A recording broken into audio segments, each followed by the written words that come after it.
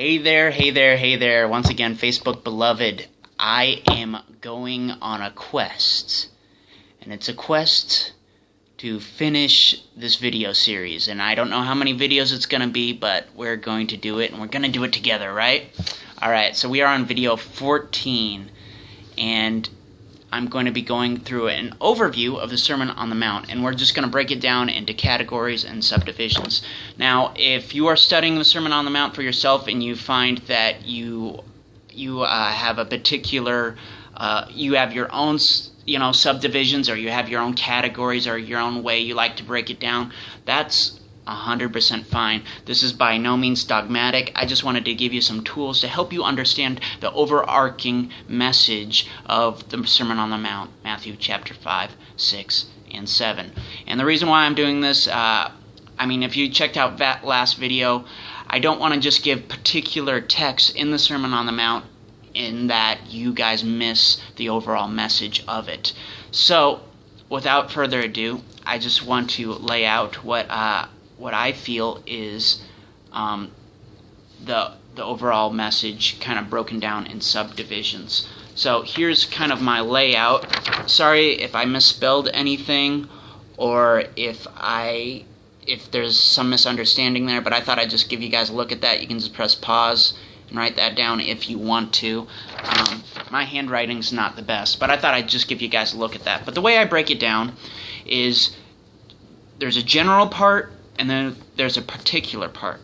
And what I mean by that is the first part is general. He gives general ideas and attitudes of the Christian. And the second part is how do those general attitudes or behaviors of the Christian, how does that play out in a practical sense in our lives? So from Matthew 5 verse 3 all the way to verse 16, that's talking about the general attitudes or the character of the Christian.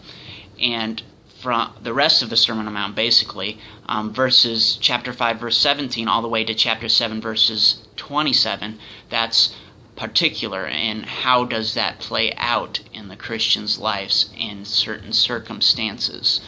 Now, to break down further, in the general part, I broke both the general part and the particular part into three subcategories.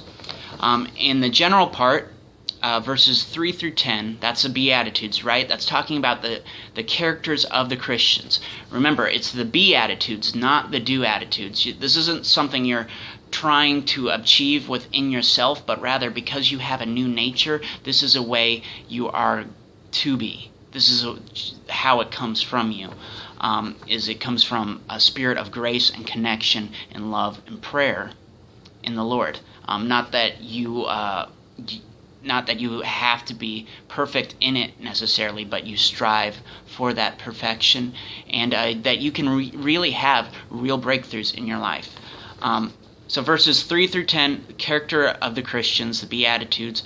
Verses 11 through 12, that's the world's reaction to the character of the Christian. And verses 13 through 16 is the Christian's function or in society and being salt and light. So that's the breakdown of the general. Then on the particular, verses chapter 5, verses 17 through 48, that's talking how does a Christian relate to the law. In other words, Jesus is dealing here with the Mosaic law. In the context, he was speaking to Jews who understood the Torah, the first 5 books. So Jesus is saying we need to understand things in the spirit of the law and not just the letter. And that's what he was addressing there. Verses chapter 6, verses 1 through 34, basically all of chapter 6, is life in the presence of God. And not so much just feeling his presence, because we don't always feel his presence. Maybe some of you do. But it's knowing that he's always present and that he's always watching you. And that's what chapter 6 is about, is doing things in light of you're doing it before your Father in a relationship with him. And finally, chapter 7, verses 1 through 27, that's talking about the fear of the Lord and being under the judgment of the Lord. And he ends it off with talking about the two houses, one being built on sand and one on the rock. He who hears and does, he is wise, and the one who hears and doesn't do, he is foolish.